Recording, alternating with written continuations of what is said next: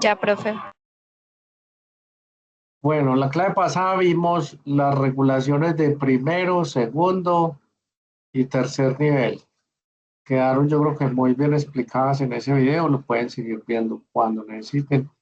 Y la aplicación necesaria para la correlación básico-clínica. En el laboratorio clínico hicimos un ejercicio de cómo se interpretaba la TSH, etcétera. Todas las imágenes que yo pongo en las diapositivas no son decorativas, son para que las estudien. Es una imagen que nos muestra todas las hormonas que se producen en la hipófisis. Comprenderá que la hipófisis es uno de los órganos endocrinos más importantes que tenemos en el cuerpo humano. Mire todo lo que secreta, todo lo que hace y todo lo que regula. Es el principal regulador de la secreción hormonal de mi cuerpo humano. Por lo tanto, como lo vimos en las primeras diapositivas, comprenderá que hay una íntima relación entre el componente neurológico y la secreción hormonal, la secreción de las hormonas a nivel del cuerpo humano. Ojo con el concepto que les voy a decir, ¿cierto? Entonces hay una íntima relación entre el componente neuronal y la regulación de las hormonas. Esto explica muchas de las patologías que suceden en nuestro entorno o en nuestro medio. De nuevo, repito, muy enfático, hay una alta relación entre lo que es el comportamiento de la neurona y la regulación hormonal. Profe, ¿cómo así?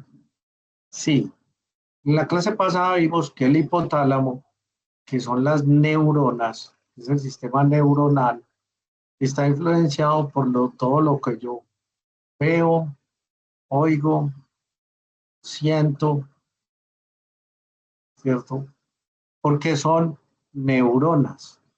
Entonces el sistema límbico, que por allá lo vimos en algún lado, controla las funciones básicas emocionales, el sensa, registra todo el entorno y modifica la secreción hormonal. No limita lo que vimos en la clase pasada, que es sensar en sangre los niveles. Ese es otro mecanismo.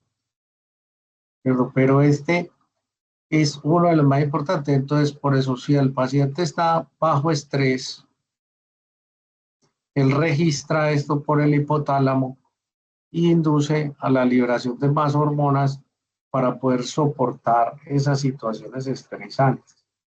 De nuevo, estrés no es lo que ustedes viven, eso no es. Que no estudié para el parcial, no, eso no se llama estrés, eso se llama mediocridad, ¿cierto? Si yo sé que me matriculé por mi propia voluntad, me gusta lo que hago, no haber estudiado para el parcial no es.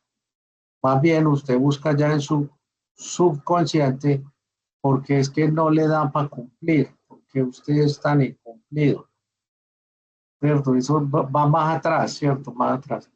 ¿Qué es estrés? El estrés fisiológico, recuerde que dijimos, era un estrés, por ejemplo, de estar en entornos violentos, en estar bajo amenaza, en el estrés de cumplir metas, ¿cierto? Que impliquen pues el compromiso del futuro de la vida o cosas por el estilo. Entonces, eso es lo que y eso se registra. Entonces, eso han habido experimentos muy sencillos, muy prácticos de cómo el hipotálamo es capaz de sincronizarse y sincronizar los experimentos. Entonces, ¿en qué se ve afectado? Si los niños están sometidos a estrés violento, afectan el crecimiento, el desarrollo, ¿cierto? Cuando un niño está en un entorno violento, y violento estamos hablando, muchachos, de nuevo, pues violento, es violento de verdad, violento de armas, de bala, de desplazados, de falta de carencia de recursos y eso conllevan a mal crecimiento y desarrollo del niño, ¿cierto? Eso es lo que llamamos entornos hostiles. Entonces, ha habido mucho experimento con respecto a eso que se habla en cuanto al crecimiento. Si ustedes observan el hipotálamo, dijimos la clave pasada, regula toda la secreción de las hormonas que se producen en la hipófisis. Es un regulador. Y tiene unas que son de vía directa, como son la oxitocina, la ADH, son de vía directa, se liberan en la parte de la neurohipófisis, es decir, son neuronas, mientras que la parte de la hipófisis son endocrinas, adenohipófisis. Todo lo que sea adeno significa que es glandular, pues, es decir, produce células. Su estructura, su tejido como tal, es una formación celular que está enfocada a la producción, diferente a células epiteliales que tapizan o musculares o neuronales, que son fácilmente identificables por su morfología. Bueno, en la adeno tenemos entrada acidosis, basófila, esa la verán en parte de histología. Y mire todas las que tenemos para regular, se las debe aprender todas, sin excepción, todas. Las vamos a preguntar en el examen. Este año van a cambiar los exámenes, ya todo el mundo los tiene, entonces no están estudiando. Hormona del crecimiento. Alguien muy inteligente que me diga para qué es la hormona del crecimiento.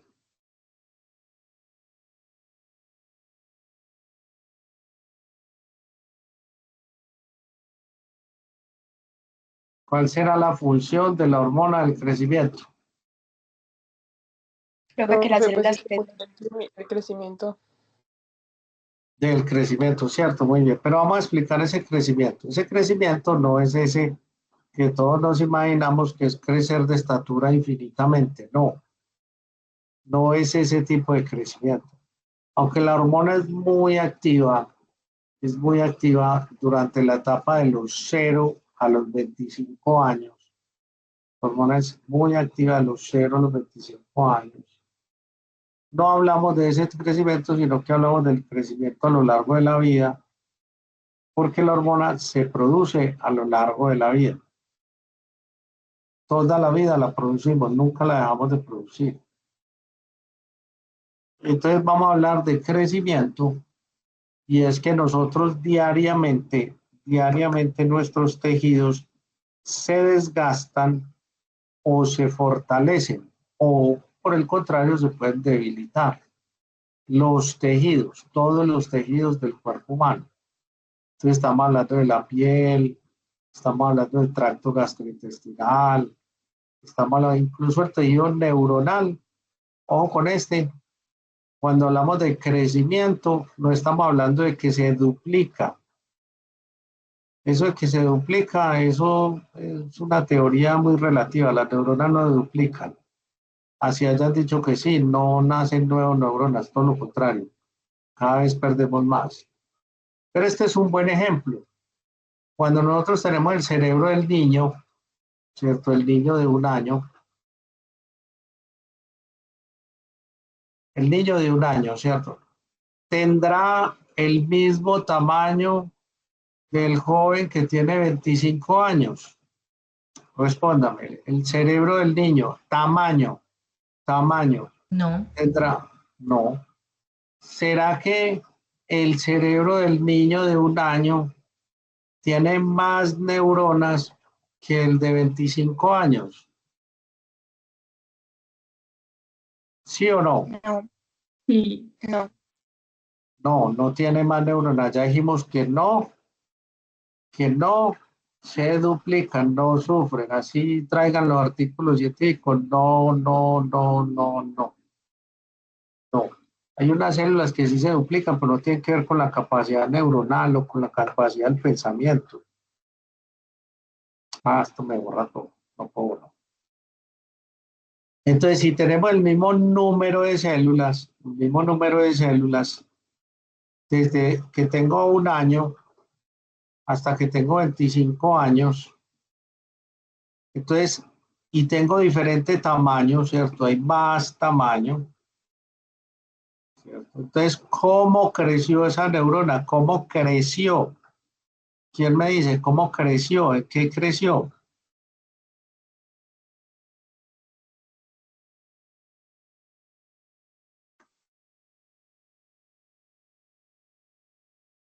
Alguien que me diga cómo fue que creció.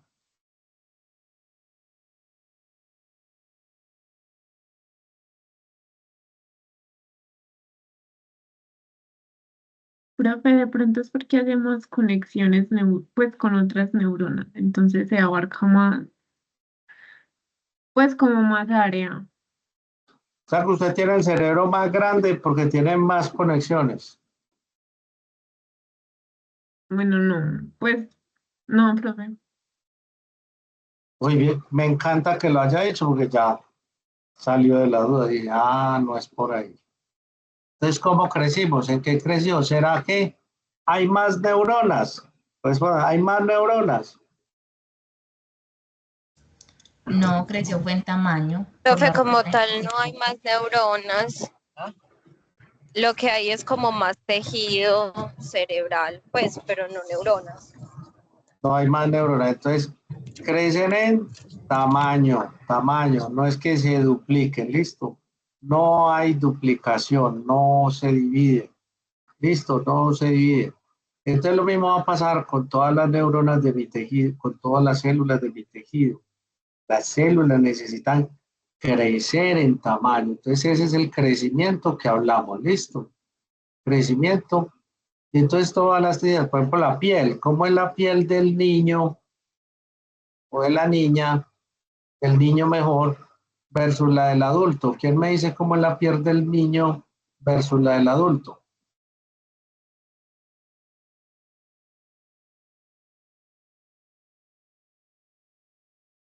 ¿Cómo es la piel de un niño y cómo es Profe, la más de tersa, ¿Cuál? como más tersa.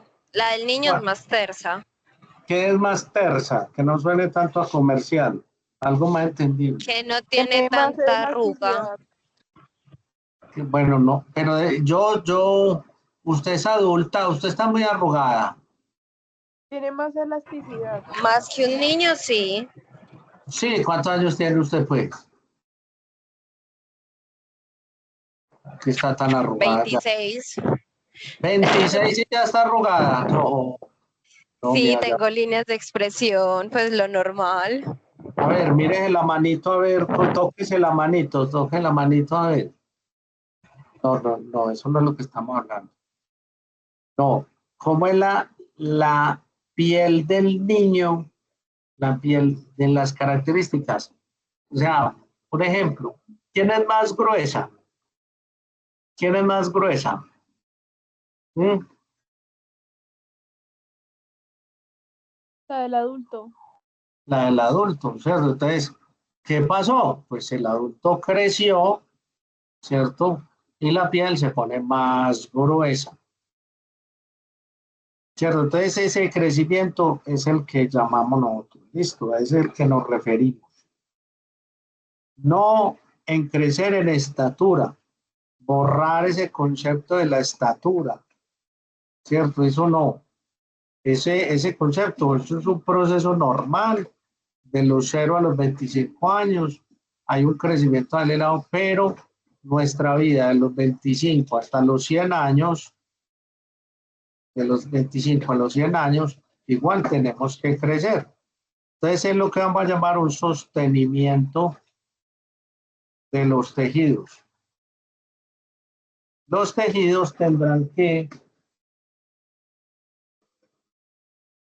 espérate que me atascó allí la robotina. No, ya salió. El sostenimiento de los tejidos. Entonces yo, por ejemplo, diario me pierdo 100 pelos.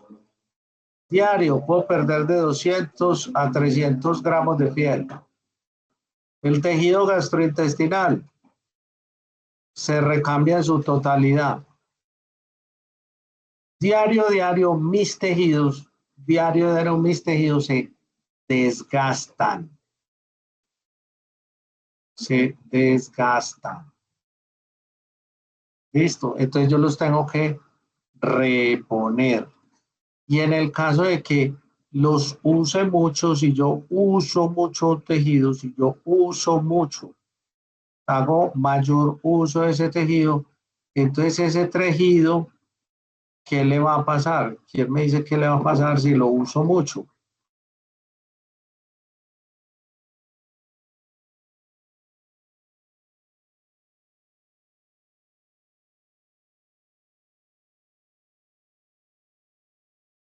Se va a arrugar, profe. No, pues lee la diapositiva, hombre. Léela, pues te estoy Profe, dando se la misma, sigue viendo lo mismo. porque sigue viendo lo mismo. ¿Qué dice acá? Hiper. Acábela, pues. Profesor, hipertrofia. Esto. Muy bien. Entonces la palabra es muy clara. Trofia de trofismo de crecimiento, hiper de un mayor crecimiento. Entonces los tejidos se hipertrofia, no se arrugan. Es como van a arrugar. Bien. Entonces, si yo voy mucho al gimnasio, ¿qué pasa con los músculos? Los músculos se Atrofian. Sí, hiperatrofian. bueno, ya corrigió, casi me muero yo aquí de un infarto. Si yo uso mucho los músculos, entonces los músculos se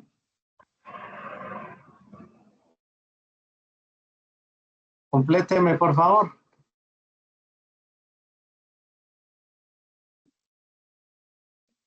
Si yo uso Sí, mucho, hiperatrofia. no, pero ¿por qué atrofia? ¿Por qué atrofia? Si tú dices atrofia, es todo lo contrario. ¿Qué es una atrofia? Que se lisa, pues que le da una lisis. Por eso, y usted va al gimnasio y se le lisan los músculos. No, Yo pasa no. lo contrario. Entonces Sí, hipertrofia. Eso, ahora sí. Muy importante, supremamente importante que corrija el lenguaje, porque hoy no, mire que dice todo lo contrario. Entonces, compañeros, entonces yo voy al gimnasio y mis células musculares, como las estoy usando mucho, con las células musculares, entonces se comienzan a dividir más, es decir, va a haber más número de células por ese estímulo, ¿sí o no? ¿Quién me dice si sí o no?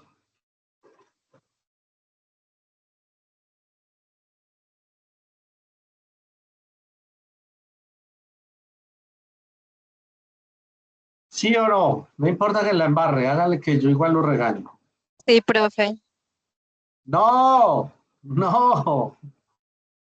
Acabamos de decir que no. Acabamos de decir que las células no se dividen,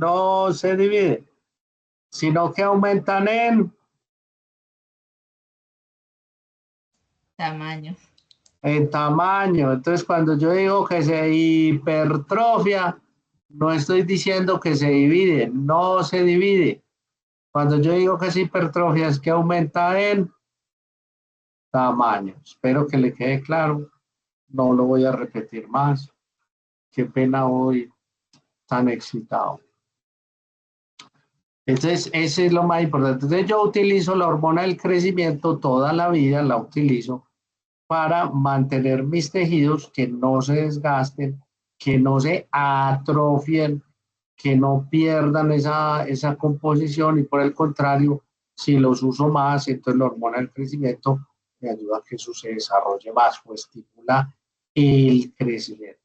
La TSH es la hormona estimuladora de la tiroides, la palabra es muy clara, hormona estimuladora de la tiroides. La ACTH es la hormona adenocorticotropa que estimula en la suprarrenal estimula la liberación de cortisol. La folículo estimulante, la hormona folículo estimulante, es la hormona estimuladora del folículo. La hormona luteinizante es la encargada de la ovulación y de mantener el cuerpo lúteo. La prolactina es la encargada de producir leche o estimular la glándula mamaria para que produzca leche. La hormona antidiurética es una hormona que retiene líquidos, es decir, evita la diuresis. Y la oxitocina la veremos en el posparto o en el momento del parto para que relaje el músculo liso y también ha estado asociada a otros fenómenos excitatorios. Pero básicamente es una estimuladora de músculo liso, de contracción del músculo liso, y entonces induce que se expulse, no que se produzca, que se expulse la leche, y en el otro caso, que se expulse el feto.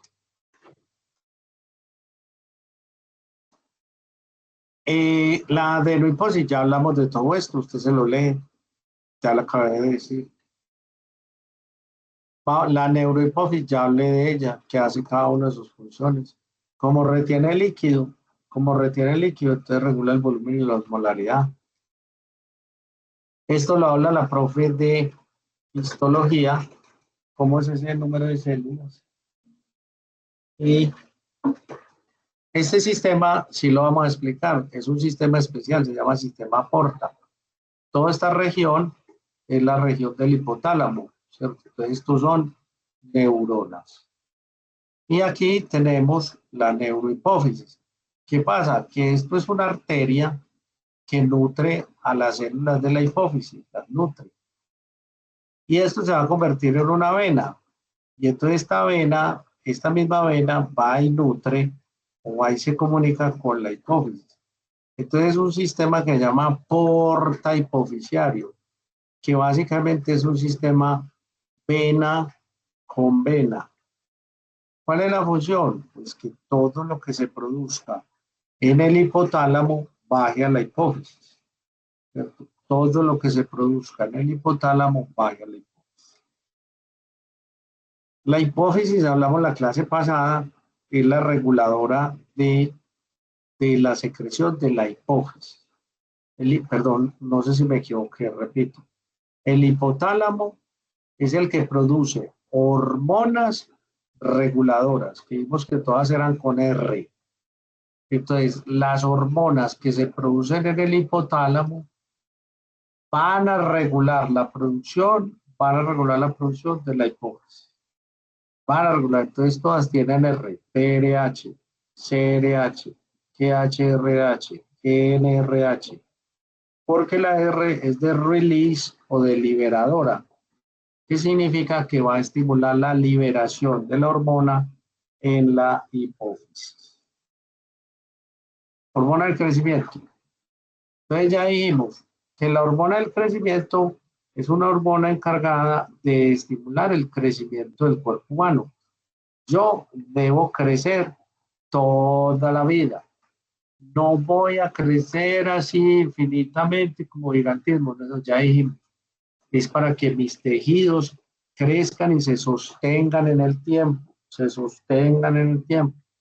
Y para eso, pues estimulo también rutas metabólicas, ¿cierto? Estimulo que se produzca más glucogenólisis, puedo estimular el crecimiento del músculo, el tejido adiposo, el hueso, etcétera, dependiendo de los estímulos y las condiciones. Entonces, básicamente lo explicamos, yo creo, tamaño celular, no división, diferenciación celular. Diferenciación celular es que la célula madure, y madure es que se vuelva algo así como adulta y produzca lo que tiene que producir. En algunos casos produce mitosis, ¿cierto? ¿Cuáles?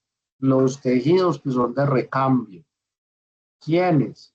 Piel, tracto gastrointestinal, el sistema óseo se recambia. De resto, todos son de sostenimiento. La célula hace todo esto, mire, cartílago, miocito. El miocito, ya vimos, no se divide, se hipertrofia, ¿cierto? Y en la célula epitelial, todas las epiteliales hacen mitosis como la piel. Las rutas metabólicas captan aminoácidos porque los necesitan para construir ácidos grasos y glucosa. Es decir, esta hormona estimula el aumento del metabolismo. Esta hormona estimula el aumento del metabolismo, pero esta hormona se produce toda la vida de forma basal. ¿Qué es de forma basal? Siempre tengo una producción constante durante toda la vida, excepto en el adulto mayor, que se reduce un 25% la producción, ¿cierto? Se reduce un 25% la producción. Entonces, en el adulto mayor, no sé si ustedes han observado que el adulto mayor, entonces, ¿cómo le pone la piel al adulto mayor?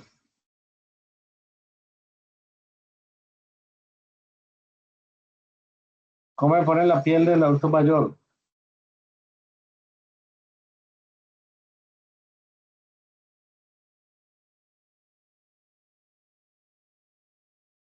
¿Cómo se pone la piel del adulto mayor? Arrugadita. Pero Profe, no, arrugada. no, pero acuerde que no estamos hablando de eso. ¿Cuál era el ejemplo que pusimos? ¿Más qué? Gruesa. Es más gruesa en el adulto mayor. No, antes disminuye, ya sería más delgada. Entonces se pone delgada. Entonces, si tiene un adulto mayor, le toca la piel a ver cómo le pone.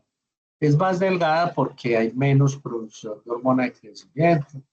Entonces se han observado que los adultos mayores pierden un poco de estatura, se van volviendo más pequeños por eso. La producción de los tejidos, la somatomedina C es una hormona también que se produce en los tejidos que ayuda al crecimiento de los tejidos y estimula el factor de crecimiento y el factor de crecimiento de los tejidos que a veces los necesitamos para reparar. No confundirlo porque esta es una reparación local, ¿cierto? Local. Y hay uno, por ejemplo, que es la insulina, que se parece, es similar. La hormona de la insulina es similar a la hormona del crecimiento, entonces se le llama factor de crecimiento. Factor de crecimiento. Profe, ¿y podría tener efectos de crecimiento? Sí. De hecho, la hiperinsulinemia, ¿cierto? La hiperinsulinemia produce mayor crecimiento de los tejidos por el hecho de tener hiperinsulinemia. Listo, entonces las mamás que son, por ejemplo, diabéticas y tienen que aplicarse insulina externa, ¿qué les pasa a esas mamás que son diabéticas y se aplican insulina por fuera? ¿Qué pasa con los niños?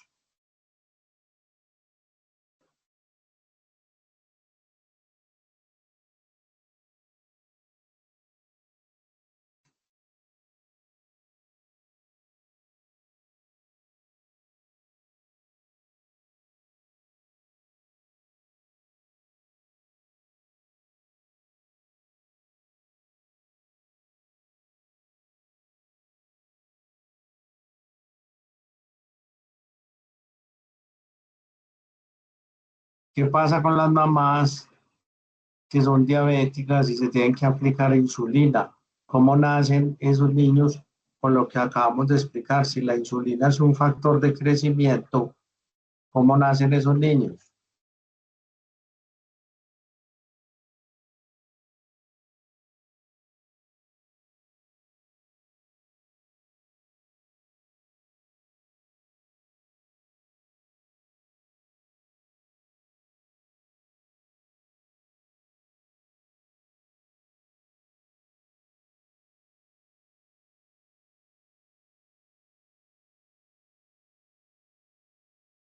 Más grandes, profe. Sí, ¿por qué?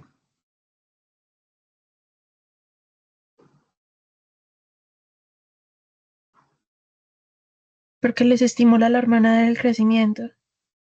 No, porque se ponen ¿qué? ¿Qué es lo que se ponen? Profe, pues Hiperinsulinémico. les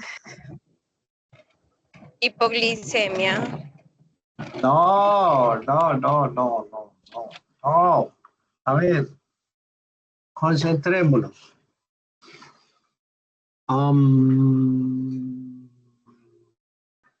Juan, tengamos paciencia. Volvamos otra vez. Concentradas, por favor, chicas. ¿Cierto? La insulina es similar al factor de crecimiento, en este caso que estamos hablando, el IGF-1, es similar, la insulina, ¿cierto? Especialmente las insulinas exógenas. Exógenas son las que yo no produzco, son las que me aplico. Como son similares, si la insulina es similar al factor de crecimiento, es probable que uno de sus efectos es que estimule. ¿Que estimule qué? Como es similar al factor de crecimiento, similar, es probable que estimule el crecimiento. Eso. Listo. Muy bien. Si tengo una mamá que tiene diabetes,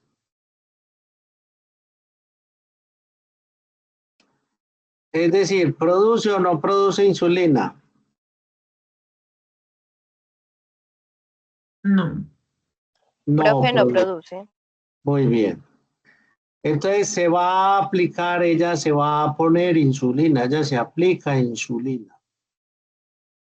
¿Cierto? Insulina. Y eso va a estimular entonces en el feto, ¿qué va a estimular? Que el niño probablemente no crezca igual. Otra vez. La insulina es igual al factor de crecimiento. Por lo tanto, estimula el crecimiento. Listo. Estamos hasta ahí. Hágale que lo vamos a lograr. Yo estoy con ustedes. Es igual a la hormona del crecimiento. Si yo me aplico insulina, como soy igual o muy parecido a la hormona del crecimiento, ¿cierto? Entonces es probable que en el feto estimule el Crecimiento, pues que compense. Eso. Crecimiento, listo. Crecimiento. ¿Por qué? Porque ese es uno de sus efectos secundarios cuando me lo aplico de forma externa. Entonces el niño va a nacer más Grande. De hecho, nacen niños que se llaman macrosómicos. Macrosómicos no tienen nada que ver con la genética.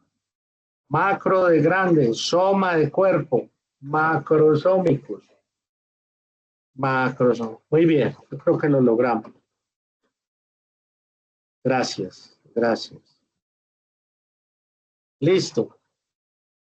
Entonces esa es la forma como debo interpretar o debo comprender, ¿cierto?, la hormona del crecimiento o sus efectos, ¿cierto? ¿Por qué produce esos efectos?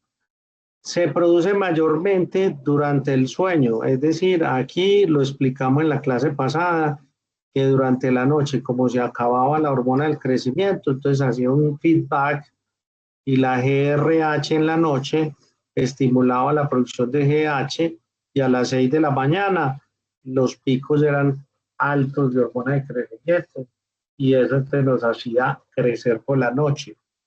¿Qué lo estimula? Es muy claro, el ejercicio. El ejercicio, hacerlo regularmente, estimula la hormona del crecimiento y por lo tanto estimula todo el metabolismo, reparación de tejidos, etcétera, etcétera. Deficiencias y excesos. Es muy fácil. Concentrator, muy fácil.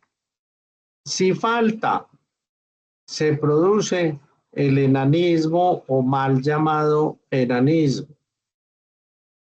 Si sobra, se produce entonces el gigantismo. Chicas, ¿cómo le llamo yo a una persona que es de muy baja estatura?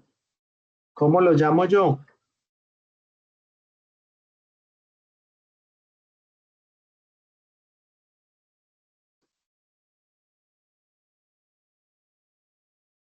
¿Cómo llamo yo las personas que son de baja estatura? ¿Quién me dice?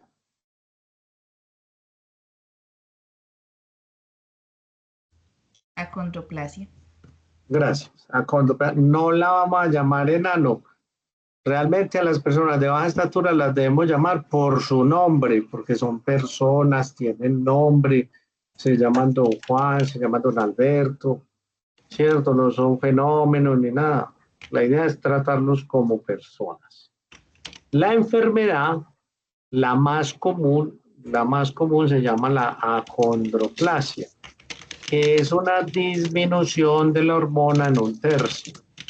Por lo tanto, hay disminución en el crecimiento. ¿Alguien tiene el micrófono abierto? 1/3.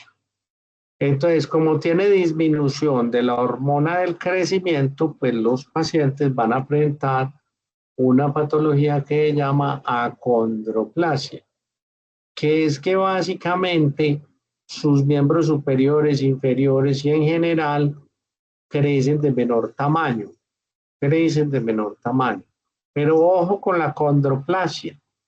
Es el que, como su nombre lo dice, ¿cierto? Es el tejido cartilaginoso y óseo, pero lo demás crece normal.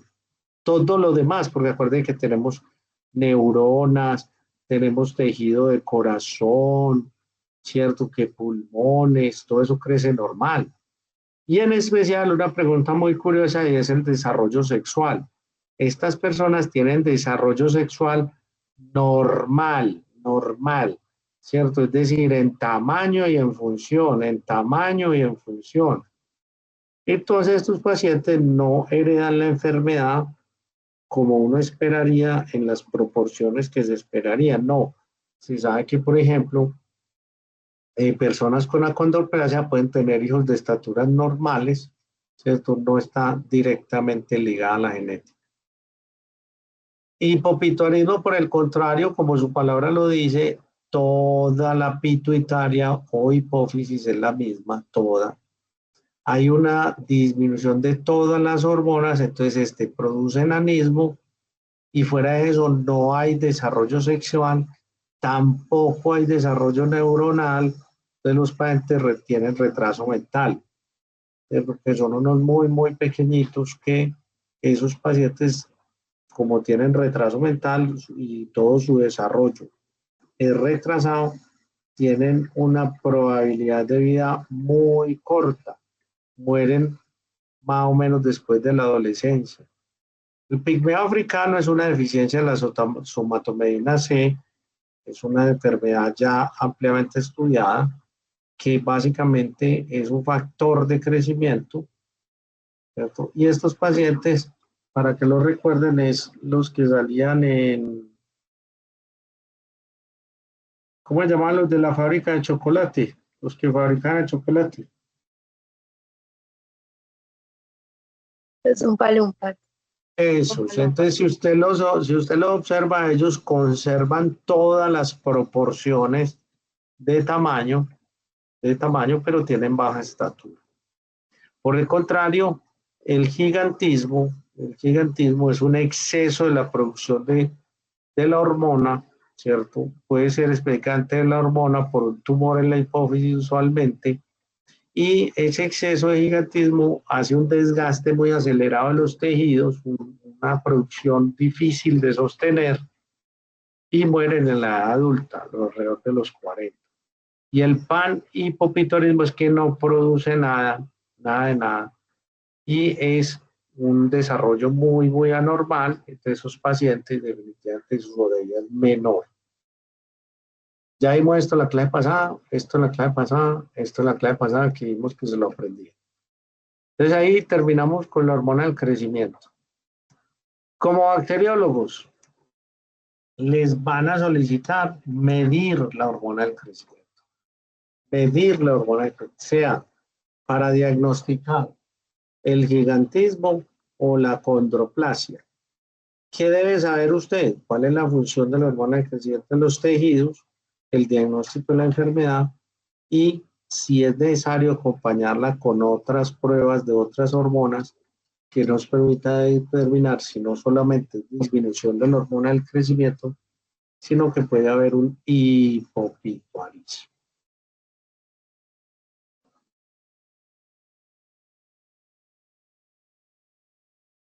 Fisiología de la glándula suprarrenal. Suprarrenal. Le recuerdan a los compañeros, escriben en el chat, mañana quedan libres para que adelanten tema, no es para irse a festejar, no, para que estudien la propia fisiología de este curso, le sacan un ratico, 10, 20 minutos, miran la diapositiva, para que adelanten otro curso si lo tienen que hacer, ¿cierto? Es un tiempo para que lo utilicen. ¿Por qué? Porque mañana tengo una actividad específica con un agente de posgrado, entonces se me cruza. Entonces vamos a adelantarla, pero no es para que se dedique a descansar. Bueno, puede descansar un ratico también, pero comprométase mañana. El profe nos dio 2 horas libres, voy a estudiar media o 1 hora, ¿cierto? Y la otra la dedico a cosas lúdicas. Leo, me tomo un tinto, adelanto de pronto otra cosita, dibujo, fortalece el espíritu con una meditación, hace algo que haga sentir que esas 2 horas fueron muy productivas, ¿cierto? No hay que descansar. Fisiología suprarrenal. La suprarrenal es fácil. Su regulación es de tercer nivel. La habíamos visto, no la habíamos visto, la voy a explicar acá. Una regulación de tercer nivel significa que está regulada por el hipotálamo. Ya hemos visto la hormona, se llama la ACTH, ¿cierto? La hormona que produce la hipófisis se llama la ACTH. Y la hormona, se me olvidó, déjeme yo pasteleo, la AR7H, ¿cómo se llamará?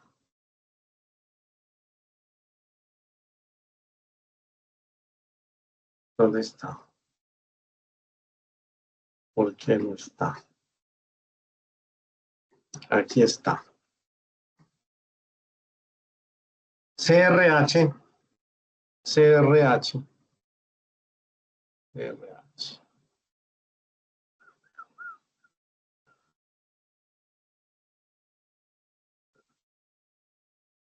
Entonces la hormona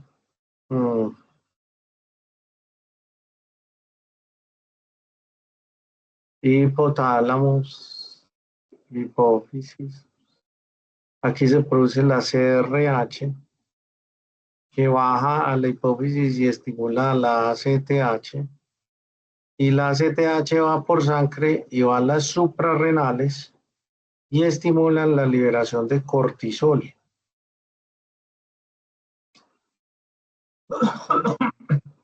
Y también otras puede estimular, pero vamos a hablar específicamente del cortisol. ¿Cierto? El cortisol. Listo, porque es de tercer nivel, dijimos, si se eleva el cortisol, inhibe a la CRH. Si se baja el cortisol, estimula la liberación de CRH. Y esto lo vamos a ver regulado en una cosa que se llama el ciclo circadiano. Estaba ahí. Esta no solamente produce cortisol, produce la aldosterona, que la va a notar. Su función es reabsorber sodio, cloro y agua, pero es más dependiente, esta hormona es más dependiente de un eje que se llama renina, angiotensina, aldosterona. No depende del hipotálamo ni de la hipófisis, sino que la renina, la angiotensina y la aldosterona es un eje que regula para la liberación de sodio, cloro y agua. Es una hormona por excelencia que me ayuda a retener volumen en el cuerpo, volumen de agua. Su deficiencia, síndrome con, no hablaré mucho de las patologías.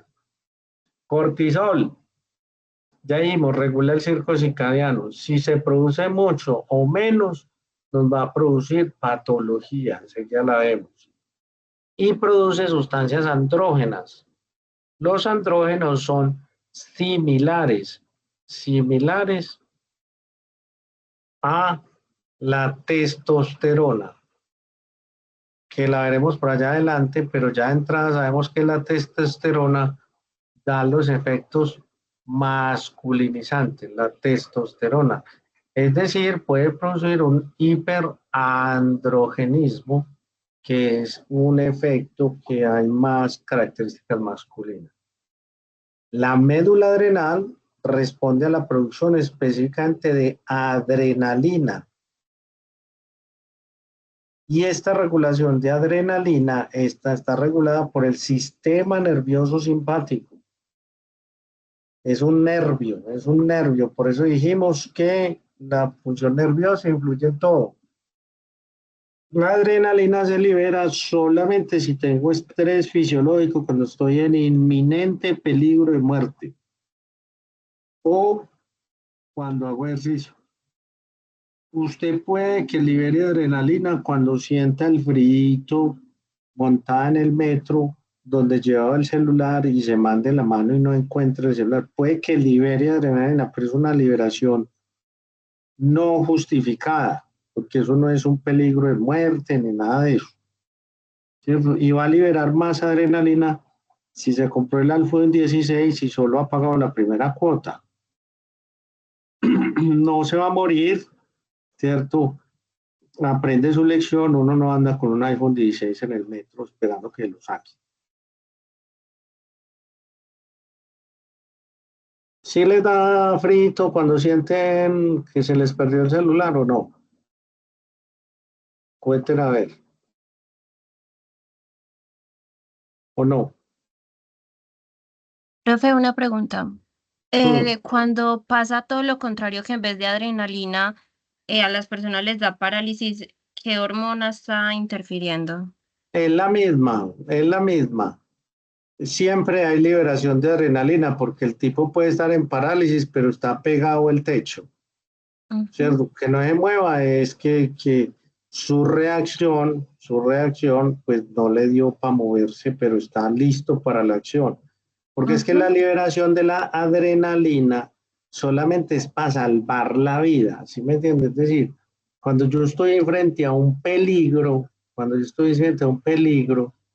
libero esa hormona y esa hormona me va a potenciar 5 veces más lo que yo hago normalmente. ¿Qué es 5 veces más? Entonces voy a saltar más, voy a correr más, voy a ver más, ¿cierto? Es decir, estoy preparado para salir corriendo, estoy preparado para saltar, estoy preparado para defenderme, ¿cierto? Entonces estoy pegado al techo. Ahora, hay dos individuos. El que sale corriendo, ¿cierto? Si yo tengo, ¿cómo se dibujará un tigre? Pongámoslo así. Bueno, no sé dibujar tigres. Si yo tengo un tigre detrás, ¿cierto? La que preguntó. Hay un tigre detrás Profe, que... Sí. sí, Pero yo acabo el ejemplo. Si yo tengo un tigre detrás, ¿cierto? Y usted está con su amiguita, ¿cierto? En el metro salió el tigre. Y una liberó adrenalina y se tiró del metro y salió corriendo. Y la otra se quedó paralizada. ¿Cuál se muere? probablemente la que se paralizó. Bueno, eso está hecho evolutivamente para eso. Si usted queda paralizada, se la come el tigre, la pisa el bus, la pisa la moto, la pisa el que la va a pisar, se cayó de la moto y no fue capaz de pararse, quedó paralizada. ¿Por qué sucede eso? Porque como nosotros somos humanos, entonces nosotros no hacemos selección natural. Nosotros no hacemos elección natural. Ahora sí la pregunta. Sí, ya contestó la pregunta, profe, gracias. Ok. ¿Es bueno? ¿Es malo? Pues eso depende. Pues yo digo, si en el metro quedas paralizado no pasa nada, ¿cierto? Pero si están dando bala en una discoteca y usted queda paralizada, no, de pronto no es tan bueno. Tirosina. Entonces, por ejemplo, la adrenalina, estamos hablando de las, se llaman catecolaminas, la adrenalina, ¿cierto? Se llaman catecolaminas, se producen entonces, también tiene acción directa en el sistema nervioso central, simpático y periférico, ¿cierto? Y su biosíntesis a partir de un aminoácido que se llama la tirosina. Entonces produce dopamina, luego noradrenalina y finalmente adrenalina. Estos son neurotransmisores. Entonces ella es capaz de fabricarlos a partir de ese aminoácido. Los efectos, importante, es un excelente potenciador de los receptores alfa y beta adrenérgicos. Se llaman adrenérgicos porque provienen o responden a la adrenalina, porque responden a la adrenalina. Sus acciones, alfa 1, vasoconstricción, beta 2, vasodilatación. Por allá en neuro vimos un montón de efectos que tenían efectos simpáticos, que era dilatar la pupila, agudiza el oído, aumenta la frecuencia respiratoria, ventilatoria, más riego sanguíneo a los músculos, etcétera, etcétera, etcétera. En el hígado produce aumento de la temperatura, produce este aumento del metabolismo, lo necesita producir más energía, entonces produce glucogénesis, glucogenólisis, todo eso lo produce, gasta grasa, todo eso porque lo va a necesitar en el momento de la emergencia. Aquí está la tabla resumida de lo que hace. Corteza suprarrenal. Producen una cosa que llaman los glucocorticoides, que son diferentes a los mineralocorticoides. Se los aprenden así, por favor. Entre gluco y mineralocorticoides. Los vamos a preguntar así. El cortisol es un señor por excelencia que incrementa la tasa metabólica, pero básicamente funciona como si fuera un interruptor de on y off. Porque el más predilecto para el metabolismo son las hormonas T3 y T4. Esas son las predilectas para el, pero estas contribuyen y le dicen cuándo se comienza y cuándo se termina, ¿cierto? Este es mineralocorticoide, la aldosterona ya hablé, de ella ya hablé. Vamos a hablar del cortisol. Entonces en esta gráfica tenemos en naranjadito la luz y en azulito la oscuridad. Pegados. Atención pues, chicas. Preguntas fáciles, sencillas, para comprender la acción del cortisol. Entonces observe. Entonces, cuando está la luz del día, o sea, a las 6 de la mañana, 6 a.m., el pico de cortisol es máximo, ¿cierto? Pero mire que cuando son las 6 de la tarde o las 7, pongámosle las 7 de la noche, que es la noche, ¿cierto? En azul, el pico del cortisol es más bajo, ¿cierto? Tú vuelves y se repite todos los días, hace un ciclo. A las 6 de la mañana, muy alto el pico de cortisol, a las 6 de la tarde, muy bajo. Y como ella se encarga de ser como un interruptor, ¿cierto? De on, cuando está en picos altos, y de off, cuando está en picos bajos, ¿cierto? Entonces nosotros a las 6 de la mañana, ¿qué nos pasa todos los días a las 6 de la mañana cuando tenemos ese cortisol bien alto? ¿Quién me dice? ¿Qué nos pasa todos los días a las 6 de la mañana cuando tenemos el cortisol bien alto por la mañana ahí en la camita? Nos ¿Qué nos- despertamos, o sea, Nos el cuerpo Sí, Manda la señal, como de eh, ya es de día, ya empieza la actividad. correcto. Y mira que está asociada a los ojitos, ¿cierto? El ojito ve la luz, entonces con la luz se guía para hacer el ciclo, ¿cierto? Ya una vez establece el ciclo, puede prescindir de la luz, pero seguirá el ciclo. Y por la noche, ¿qué nos pasa, chicas? Por la noche, cuando uno ya llega a la casa como a las 7, 8 de la noche, ¿qué le pasa a uno? Hay agotamiento físico y ¿Y ya usted cómo se quiere es? dormir. Descríbame cómo es ese agotamiento. A ver, descríbame. Le pesan los ojos, le pesa el cuerpo, tiene como cansancio mental y ya solo quiere comer y acostarse. Muy bien, comer y acostar. ¿Qué pasa si se queda sentadito para una silla? Probablemente se queda dormido. Se queda dormido. Entonces, eso es la relación del cortisol. Ojo, es un error grave. Es un error grave estudiar por la noche o trasnocharse estudiando. ¿Por qué es un error grave? Porque cómo está la tasa del metabolismo del cortisol a esa hora. Muy baja. Entonces le va a entrar el conocimiento. No.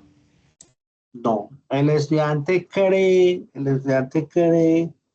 que porque hizo ese gran esfuerzo, lo mide en tamaño, no en como se trasnochó tantas horas, entonces cree que el cerebro le cogió todo eso cuando realmente no es efectivo. ¿Por qué logran trasnochar? Porque toman sustancias que engañan al cuerpo, toman sustancias para que el cuerpo se mantenga En vigilia, de eso, pero a las 7, a las 10 de la mañana, ¿cómo están? dormido otra vez. Dormí otra vez, altero el ciclo. Por lo tanto, si usted altera el ciclo, obviamente el cuerpo no le va a funcionar igual, entonces no aprende más. Ahora, entonces, ¿cuál es la mejor técnica? Madrugar a estudiar, ¿cierto? Si usted madruga a las 4 o 5 de la mañana, está con todo su metabolismo full, en plena actividad y entonces probablemente sea más receptivo. Profe, ¿y cuál es la mejor técnica para uno no tener que trasnochar? La mejor técnica es que como usted mañana tiene libre 2 horas, ¿cierto? Que la estamos aprovechando, entonces en esas 2 horas repasa lo que tiene del curso, va terminando lo que tiene que hacer de su atras, de sus cosas, las va terminando, adelanta, de tal manera que cuando le llegue el examen parcial no esté cogido de la noche. Esa es la mejor.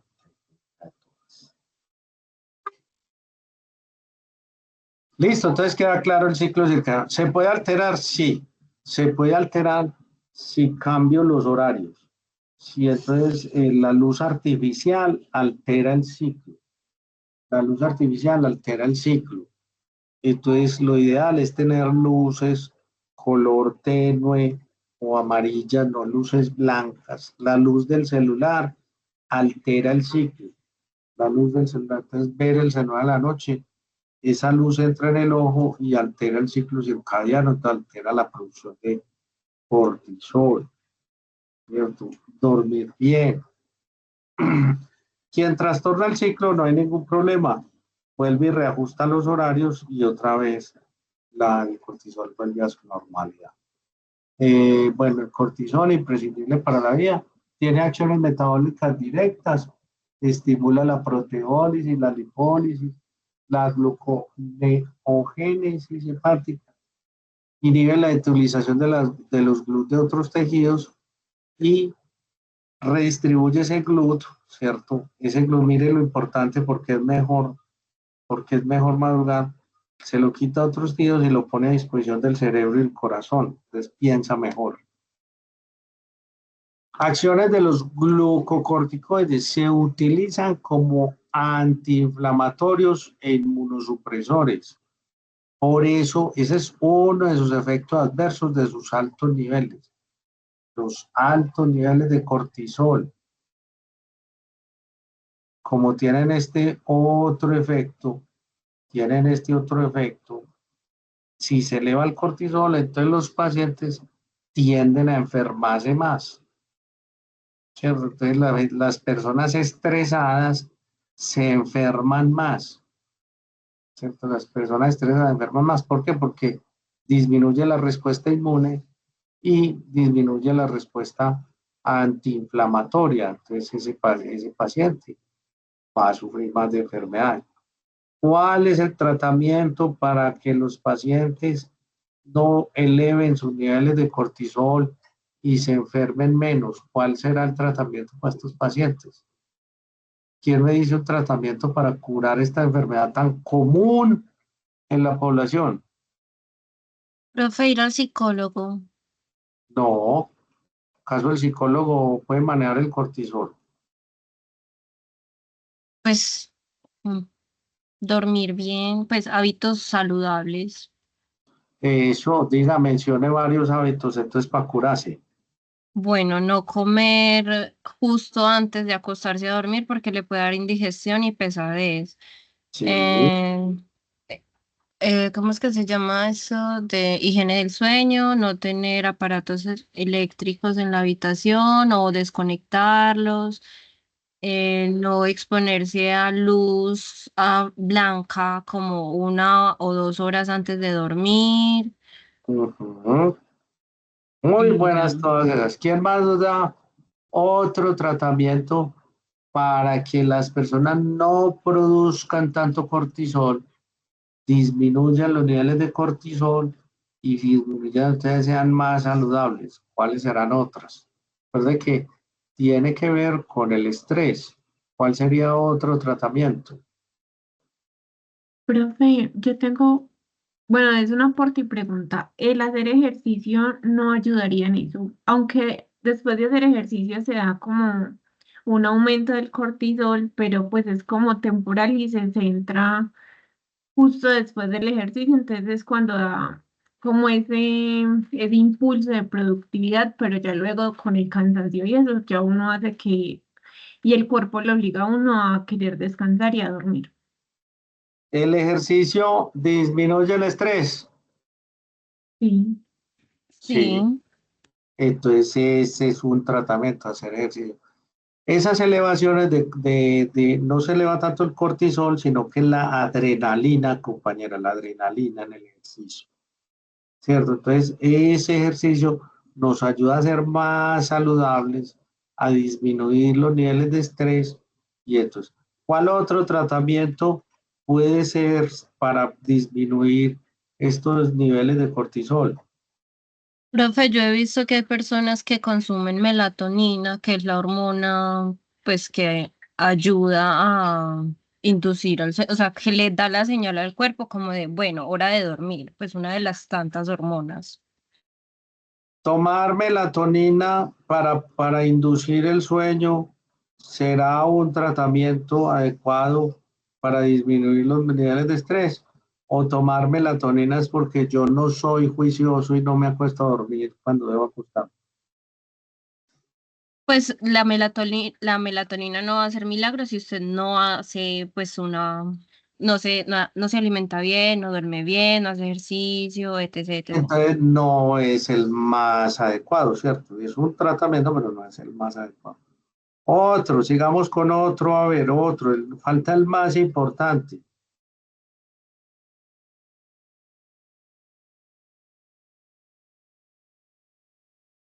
¿Cuál será para disminuir el estrés? El más importante.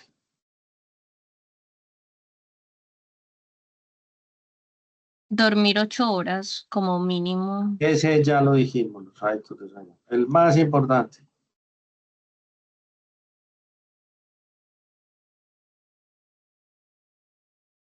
Entonces, el tratamiento más importante para que la gente no se enferme, no viva estresada ni nada, ¿cierto? Es muy sencillo. Es ser feliz con lo que tiene, ser feliz, ¿cierto? No ser tan ambicioso, no andar de afán, levantarse temprano para que no lo deje el bus, no quejarse porque el profesor le puso tantas tareas, disfrutar del sol, meditar, ¿cierto? Caminar despacio, hacer deporte, escuchar música que sea de meditación. Todos esos factores influyen a que el cuerpo no esté sometido a estrés, disminuye los colesterol, disminuye el cortisol, y entonces la gente cuando es más feliz es más sana. La gente feliz no se enferma. La gente feliz no. En cambio, la gente que le afana el tráfico, que pelea, que le gusta el chisme, que se queja de todo.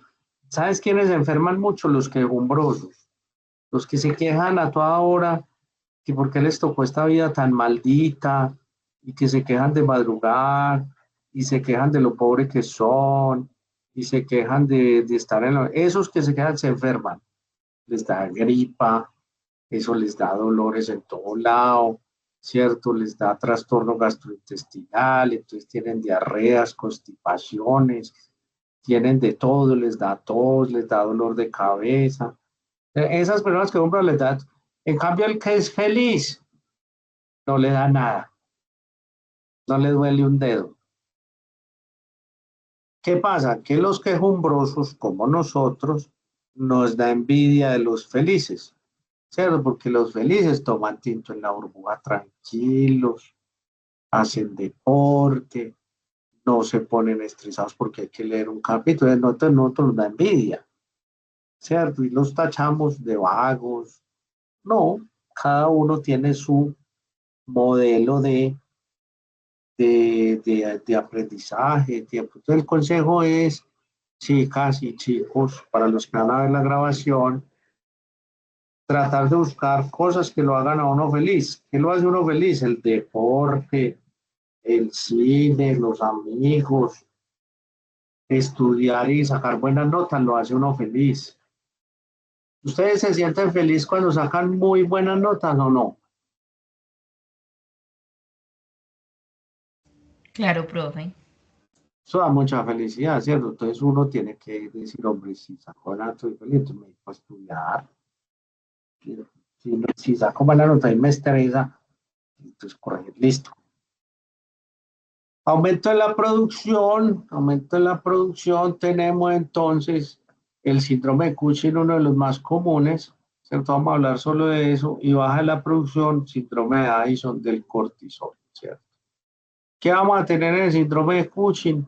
¿Cierto? Entonces, como hay un aumento de la producción, esto va a producir una serie de características muy típicas en el paciente. Entonces, produce una joroba, unas estrellas muy marcadas en el abdomen, ¿cierto? Muy características, una cara redondeada, que se le llama a veces cara de luna, una obesidad central, trastorno en la menstruación, fácil morados, piel delgada y fina, estrías, todo esto lo produce el trastorno de Cushing y la anemia. Entonces, ojo, ¿qué hace el microbiólogo? El microbiólogo, cuando tiene, por ejemplo, pérdida de peso, debilidad, inestabilidad emocional, le mandan pensando que es una anemia. Entonces, usted como microbiólogo dice, ve, doctor, ¿y por qué no medimos los niveles de TSH y los niveles de cortisol, ¿cierto? Que van relacionados con este tipo de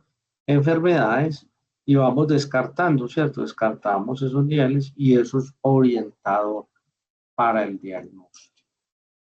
La forma, mire la característica, forma en cara de luna, cara en forma de luna, ¿cierto? Produce hipertrofia cardíaca, tiene un montón de trastornos porque es general, es metabólico. Y en la enfermedad de Addison, la característica más común son las encías negras, una pigmentación oscura de las encías, muy característico. Los bajos niveles, como producen poco metabolismo, entonces se produce una debilidad extrema. Ojo, pues, vea, aquí volvemos a jugar otra vez con el hemograma. acompañarlo con niveles de cortisol, una fatiga, una inapetencia, ¿cierto? Que es muy característica en el paciente que tiene baja producción de cortisol. Examen final. Si tengo enfermedad de Cushing concentrados, ¿cierto? Que es aumento del cortisol. Usualmente es porque la suprarrenal se daña. Aumento del cortisol, ¿cierto? Y yo le mido la ACTH, que es la que produce la hipófisis. Piénselo bien. Tengo aumentado el cortisol y me mandan medir la ACTH. ¿Cómo estarán los niveles de ACTH? ¿Cómo estarán los niveles de ACTH en ese paciente que tiene elevado el cortisol? ¿Cómo tendrá el nivel de ACTH? Aplicando. Profe, sería como directamente proporcional, pues alto, ¿Por qué? porque dice que el ACTH estimula. O sea, ay, espera. Profe, al Bueno, contrario, no sería que esté bajo, porque si tiene cortisol alto, pues inhibe el CRH. Si inhibe CRH, pues no se da el ACTH. Correcto, compañera, eres la mejor. Te felicito. Eso es lo que necesitamos en la formación de microbiología. Así bien tesos, bien lógicos, facilito. Entonces, mira que si nos mandan el ACTH, ¿cierto? Usualmente pueden mandar cortisol y ACTH. Yo ya de entrada tengo que decir, bueno, me va a dar el ACTH bajito, ¿cierto? Me va a dar el ACTH bajito. ¿Por qué? Porque tengo una elevación del cortisol y esa es la regulación fisiológica. En caso tal, ¿cierto? De que esté elevado el ACTH, entonces es muy bacano porque el problema es de la hipófisis. Me hace el diagnóstico, ya no es de la suprarrenal, ya no es un problema de daño de cortisol por suprarrenal, sino que es que la hipófisis está produciendo más de lo normal. Es decir, el daño tipo, y ahí es donde tú haces el diagnóstico para el médico y él manda el tratamiento. Bueno, chicas, creo que 2 clases muy sabrositas. De nuevo, mil excusas ahí por la cantaleta. Si me emocioné, me perdonan esta y otra más. Y nos vemos la próxima semana. Profe, yo tengo una pregunta. ¿El Atlas simplemente se lo enviamos al correo o vamos a hacer una clase para No ha, reunirnos y eso? no ha abierto quiero que me lo envíen a una carpetica aquí del Drive. No la he abierto, pero ya mismo la voy a abrir para que me la suban ahí y yo los califico ahí, porque es que me los envían al correo y eso se me embolata en el correo del día al día. Entonces, comprometidos ya mismo en este momento, me voy a sentar a abrir esa carpeta y lo voy a enviar para que... Recuerden que estábamos para algunos no sé por qué estábamos confundidos con el 28. Fue que yo les di el 28, porque la programación aparece el 6 de junio. ¿El 6 o el 5 de junio? Profe, es que usted nos había dicho que el 28, pero la programación aparece el 5 de junio. Dejémoslo para el 5. Igual nadie mandó.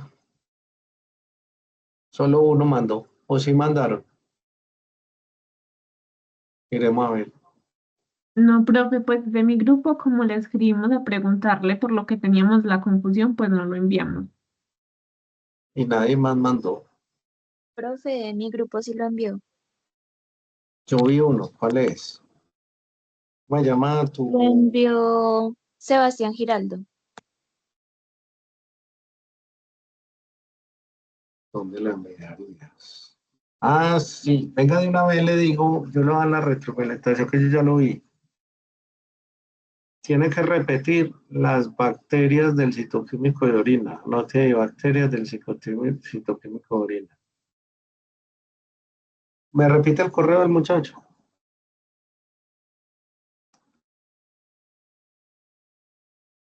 Sebastián Giraldo. Sebastián Punto Giraldo, bueno, por acá.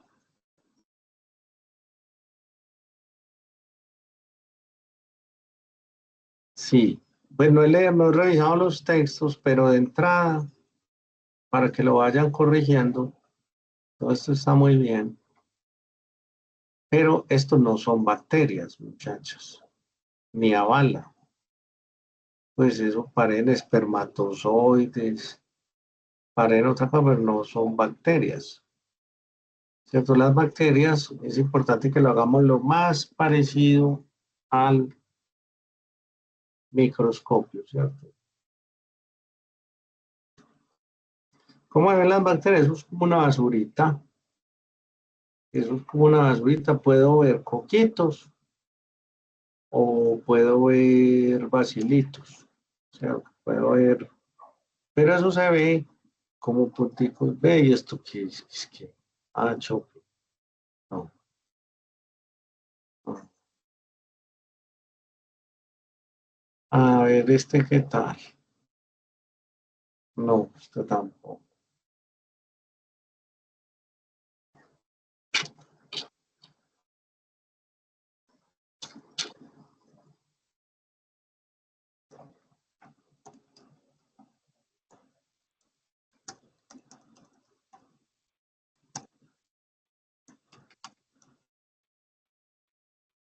Entonces yo voy a ver, pero miremos esta plaquita, por ejemplo. En esta plaquita yo veo las estructuras que son celulitas, ¿cierto? Estas no son las bacterias, estas son celulitas. Y en el fondo debo ver como unos punticos, acuérdense que ya son microscópicas, ¿cierto? Son supremamente pequeñas.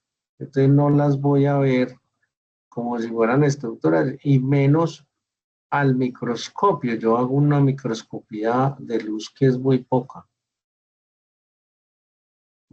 Pero yo busco una mejor. Mira, estas parecen hijas, pero son cilindros. Mira aquí. Bueno, anda, aquí tengo unos leucocitos grandes, ¿cierto? Y se ven, pero son más chiquitas que esto, más chiquitas.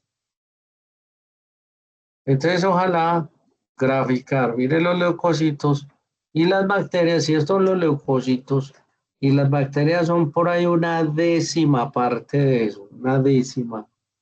Entonces, obviamente no son estructuras tan grandes.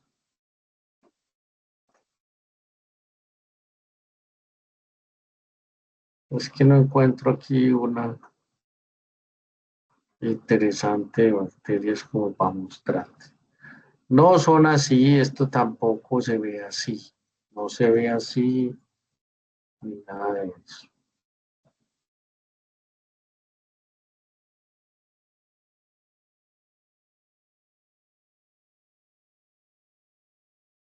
Mira cómo te señalan los leucocitos en rojo, ¿cierto? Los leucocitos. Y las estructuras más pequeñitas son bacterias. Trata de buscarlos en un atlas de citoquímico de orina. Ahí hay un atlas muy bueno que hizo la universidad. Entonces. Bueno, entonces la voy a revisar. De todas maneras, tu compañera me mandas de nuevo el atlas a esa carpeta, por favor. Listo, me lo subes ahí para yo calificar. Listo, profe, muchas gracias. Y hay otra cosa que se tenga que organizar. Por ahora alcancé a ver eso. Es que vean, las bacterias se ven así como los cristales. No, los de oxalatos están bien, bien. Está muy bonita esta. Esta también, estas están muy bonitas. ¿Qué te sugiero yo? ¿Por qué no lo organizas de manera digital? ¿Cierto? Como para que te quede bien bonito para ti. ¿Qué es de manera digital? Pues recorta, ¿cierto? Y puedes señalar, pues señala con el, pues ya buscas una herramienta que te permita, puede ser incluso en PowerPoint,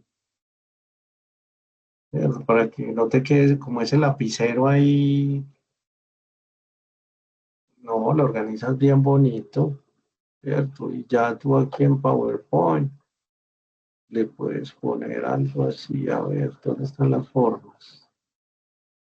¿Cierto? Tú señalas que te quede eso bien bonito.